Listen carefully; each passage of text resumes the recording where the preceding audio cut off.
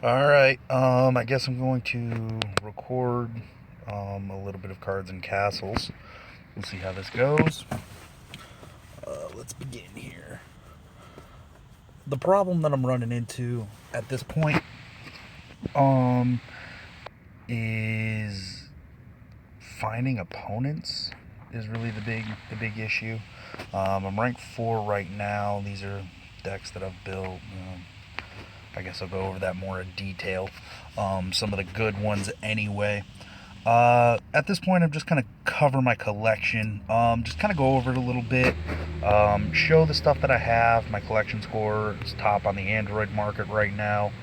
So just kind of show what it looks like, and just kind of give a little bit of feedback on what I have and what's available, that kind of stuff. So I suppose we'll start with just checking out the collection score here. You can push the actual score where it shows up, and it shows kind of the leaderboard. Let's kind of check it out here. Again, I'm smoking everybody in the Android market right now. Nobody's even close to where I'm at, so that's pretty cool. But I guess we'll kind of cover the neutral cards. I have all of them right here, so ultimate flexibility in whatever I want to run.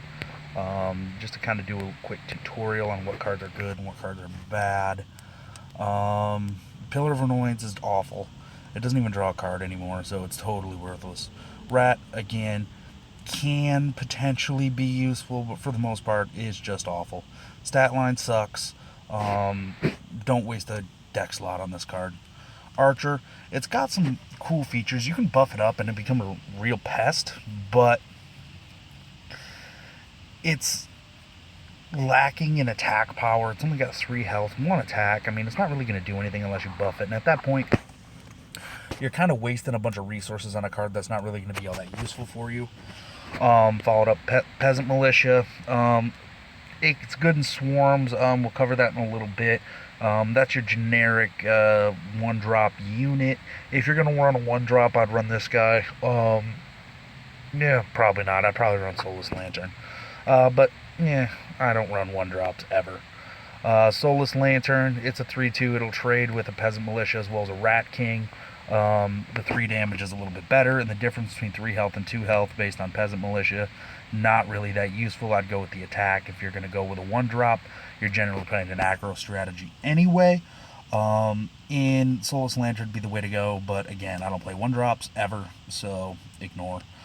Lumberjack and Bear, let's kind of look at the two on the outside here. Lumberjack and Bear and Shield Knight. They both do different things. Lumberjack in Bear is going to be your offensive generic 2-drop unit, where Shield Knight's going to be the defensive one. Shield Knight's got a way better stat line. It's over that 5 health barrier, which is huge. At the cost of 1 movement. Lumberjack and Bear is really good at keeping the pressure on. He doesn't trade with himself in 1 shot. What that means is if a Lumberjack and Bear attacked another Lumberjack and Bear, neither one is going to kill each other without any buffs. It'll help mitigate rushes because people won't want to rush right into them. Both do that, but Shield Knight has a little bit more survivability. For example, if your opponent's rushing an imp down your throat, you're going to want a Shield Knight to defend as opposed to a Lumberjack, because the Shield Knight will be able to kill the imp and survive, where the Lumberjack will die. Let's touch on Shaman for a minute. I really like this guy in Draft. Not so much in Constructed. The heal 2 is beneficial if used properly. Keep him in the back. Sometimes that 1 damage is enough to finish something off.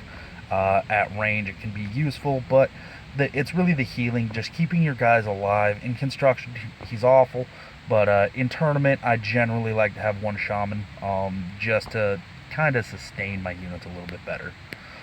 Alright, so let's touch on the Rat King. He's really good. He's not as good as he used to be, because he's no longer at 5 health anymore. However, you do generally get more rats out of him. He's more susceptible to removal spells like Fireball and Lightning Bolt. But he's good keeping the rush on. It generates rat tokens into your hand, which we saw those earlier. They can be useful, being able to kind of poop them out whenever you want. It's a useful feature, but don't expect them to survive very long. Let's touch on Cultist. He's your typical ranged unit. Lowest drop effective range unit. He's a 2/4, 2/2. Not all that useful and constructed. In draft, I take him to kind of help with defense. But in constructed, he just doesn't have enough firepower in order to be useful compared to the other cards that can fill that 3 slot. Is generally really crowded in just about every deck you make. Scout no longer has 5 health. He's now at 4, which is kind of a huge bummer for Scout. He was almost an auto include in that 3 spot. Now it's a little bit more up for debate. The 4 movement's really useful. It lets you pick guys off and finish them in the center. The most common use for Scout is to run out and kill books on turn 2 with the coin. It keeps your opponent from drawing. Your Scout survives, keeps the pressure on, helps to trade a little bit. Again, usually that's at the cost of a coin, which can be good or bad depending on how you play. I also kind of like his derpy face. Look at him. He's tra-la-la. Alright, let's look at a bad card. Suit of Armor. Terrible. Don't play this card ever. I see it in tournament all the time. It just doesn't do anything. It's a waste of a card. Don't play it ever. Yeah, you look at that huge stat line with that small cost, but he can't attack the turn that he's played, which sucks. And also, he just kind of sits there. All you have to do is walk around the guy, and he just doesn't do anything. Kind of cute to sacrifice him with like Rakanoth or stuff like that. Occasionally I've gotten forced to pick a Suit of Armor, and he's kind of nice to drop in and then hit with like an Eternity Strike, because you do have a guy placed next to the enemy to clear out the board. But for the most part, Suit of Armor, awful. Don't play it. Alright, here's one of the most underrated cards in the game. This is Dancing Swords. As you can see, this does have an effect, although it doesn't say it on here for some reason. What Dancing Swords does is he awakens for a 1-turn attack boost of +3. So the turn after he's played, assuming that he survives, he goes to a 7/4. With that 4 movement, you can almost ensure that he's going to trade up with anything. Dealing 7 damage with 1 attack is really powerful. Plus, not only that, he does have the 4 range, so you'd be able to keep him back out of the enemy range and then go in for the kill. Also very good at getting damage on the base and killing buildings. If your opponent has a weakened unit sitting in the middle of the map, Dancing Swords with that 4 movement can get there and is a little bit better at taking them out than Scout. Highly underplayed, should be played more. Dancing Swords, very valuable. Let's talk about a couple of guys that have another ability. This is Pierce. That means they hit their unit and the space directly behind the unit. So if you have 2 units in the same row, Guardian and Headless Horseman can hit them. You notice that Guardian has a significantly better stat line with the lower cost with the health buff, although Headless Horseman does have charge. What that means is he gets an additional +3 movement the turn he's played. Charge 3 means that he can actually hit the base the turn that he's played. He can hit your castle. It's kind of cute to throw a buff on Headless Horseman. I prefer Guardian to Headless Horseman. Some strategies prefer Headless Horseman to Guardian. Play either one. Generally, don't play both. They're just quality. Alright, let's check out the 5 drops. This is kind of an important decision to make. Sorry, lighting a cigarette. This is kind of an important decision to make here. Knight of the Flowers, we'll touch on him first before we go to Sentry Golem. Knight of the Flowers, he gives all your friendly units +1 attack and +1 health. What that means is they get an instant buff. For example, I'm going to tick over to the Vikings here for a second. He gets Call to War when he's played. So essentially, it's a 2-for-1 when you play him right away with a Call to War on all your units. What that means is you get the value of 2 cards for playing just 1. So you get the Call to War, so let's call him a 3/7 for 3. That's a pretty good stat line if you count the Call to War effect. Plus you get control of it, don't have to waste a deck slot on Call to War. Sometimes it can buff your units out of lethal range. It can give you just enough attack to destroy that pesky unit, the building, the castle. Having the control over that, plus giving him a big butt. He does get the boost when he comes into play, so he comes into play as a 4/8. Really useful. Knight of Flowers is a good pick no matter what deck you're playing. Knight of Flowers will benefit it. The other side, Sentry Golem is a real offensive juggernaut. He does not have very much defensive power, but he does get +6 attack and +2 movement when he awakens, and that is permanent compared to Dancing Swords, where that buff is temporary. So the turn he comes into play, he moves 2, he's a 1/8, totally worthless. But then the next turn he turns into a 7/8 with 4 movement. That is just a house. That is late game, end game stats on turn 5, and if you're playing Pirates or have the coin, you can get it out even faster. Not to be trifled with. Sentry Golem turns the tides of games. He takes the initiative and he keeps the pressure on. In an offensive strategy, I run Sentry Golem over Knight of Flowers, where if I'm playing more controlled defensive or tempo, I play Knight of Flowers, in offensive I play Sentry Golem. You can play them both, but generally speaking, you'd be stuck with too many 5-drops and not enough good plays. So, generally speaking, one or the other is the way to go. Let's touch on the other neutral 5-drop. Wizard, totally worthless. Not even that great in draft. With a buff on him, he can be a little scary. But, I mean, compared to Knight of Flowers and Sentry Golem, Wizard is just outclassed in everything. There's no reason to play him. He's still only at 3 health, so he still dies to Lightning Bolt, and, he'll die to Soulless Lantern. I mean, no. No. Just Knight of Flowers and Sentry Golem, not Wizard. He's terrible. Let's touch on one of the most underrated units in the game. That's the Swordsman. He's got 9 health. There's only one neutral unit that can even touch 9 health. That's the Ranger. So 9 health. I don't think any of the other classes can even touch him in one-shot Swordsman. So he will survive at least 1 attack and dish out 4 damage in retaliation, assuming you don't get hit with a ranged attack. But he does have the Almighty Cleave ability. What that means is the spaces to his sides and the 3 in front of him, so a total of 5 spaces he can hit with 1 attack. Fantastic at clearing out the bases, hitting defenders as well as the castle at the same time, mitigating the retaliation damage that he's going to receive, because you only get retaliated against on the target that you actually choose to attack. So assuming that you have a unit right next to the castle, if you attack the castle, the unit that you hit as well with the cleave will not retaliate. With an attack buff of even just +1, he'll be able to destroy all buildings at once. Fantastic unit. Play him all the time. You will not be disappointed. If you're really getting pounded and you don't have the initiative and your opponent's on your throat, Swordsman may or may not be that useful. Just on account of the 4 attack is really limiting. Unless you have a way to bring him up to 5, it's really going to be limited in a defensive role, but solid, should be played a lot more. Let's touch on Earth Knight. He has a fantastic stat line at an 8/9. He did get a buff during the last update. He did get a buff. Earth Knight's fantastic. He's 8/9. Look at those stats. They're huge. The 8 attack will kill almost any unit in the game in 1 shot.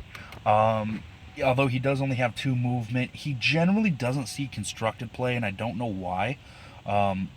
Earth Knight should see more play than he does today. People generally want to stick with the cute, high drop, legendary, awesome cards at on the top of their curve. But if you just drop an Earth Knight down, it's really difficult to deal with. There's a lot of units that can't deal with Earth Knight. And then him running down the throat at your base makes you have to think. He's kind of a good unit to kind of lead the charge on your opponent's base with that 2 movement to let you set up your units for a turn longer in order to get in position the right way in order to strike and win. So Earth Knight should see a lot more play. He doesn't. Play him, you won't be disappointed. In draft, I really like Earth Knight. I pick him every time I see him. It's just so hard to deal with an Earth Knight. Let's touch on another fantastic unit. This is Legionnaire.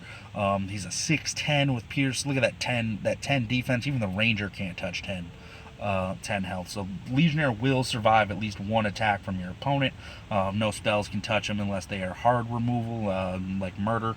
But he also has Pierce, so if there's a unit standing in front of the base to try to body block, Legionnaire don't care. If there's a ranged unit standing behind the base trying to survive and use the castle as cover, Legionnaire don't care. He can get in there, and a lot of times you'll end up with Legionnaire right on the castle, and then the next turn after he survives, be able to hook around and kill a building and hit the castle at the same time. It's a lot of damage that he can deal out in one shot. He survives. Again, in draft, I snap pick him. I usually pick him over Earth Knight, but it depends on what I've got in draft. But Legionnaire, fantastic unit, should be played all the time. Nothing wrong with Legionnaire. Again, should see more competitive play, but people like to stick with their legendaries and be cute. Legionnaire will just get the job done. He'll win you games, no problem. Let's kind of touch on the last unit here, the other legendary unit in neutral. This is the Ranger. He has innate evasive maneuvers. What that means is, let's toggle over to ninjas real quick. Where is the thing? Right here. He has innate 4 movement, as well as he can move again after attacking. So he has this innate. So it's a legend and an epic at once. That's one of the reasons why it's so powerful. People don't look at it like that. But again, he has innate evasive maneuvers. So if he didn't have that, he would be an 8, 9, 10, so slightly better stat line than Earth Knight, but that evasive maneuvers makes him so much more powerful and so much more versatile. This is your 4-drop, going to help you win the game. A lot of times people strike the base and run away, strike the base and run away. That's generally what you want to do with the Ranger. He's also good at stopping rushes. He'll kill Ollie Flame in one shot. The 9 attack is so huge. If he survives long enough to get a triple strike on the base, being able to kind of weasel his way around, he can move, attack with one shot of the triple strike, and then move around and attack 2 more times and hit the base. So powerful, so versatile. The Ranger should be played in just about everything. You'll never be upset by playing the Ranger. You'll never be, oh darn, crap, I have to play the Ranger now. Darn it. No, he's awesome. Should be played all the time. So just kind of review here which cards are good and which cards are bad if I had to give them a rating here. Pillar, terrible. Rat, terrible. Archer, terrible. Peasant, terrible. Soulless, terrible. Lumberjack can be decent. Shaman, good in draft, terrible in constructed. Shield Knight, good in constructed because the defensive ability. Your 2-drop is usually there unless you're playing an offensive strategy, in which case you're playing Imp anyway. To stop yourself from getting killed, Shield Knight will do it. Rat King, great. Generates tempo for you. Cultist, not so good. Scout, pretty good. Suit of Armor, awful. Dancing Sword's fantastic. Guardian, good. Horseman, good. Knight of Flowers and Central Golem, both great. Wizard, terrible. Swordsman, really good. Earth Knight, really good. Legionnaire, really good. The Ranger, great. That's kind of a breakdown here also to show that I do have all the cards, if you haven't noticed.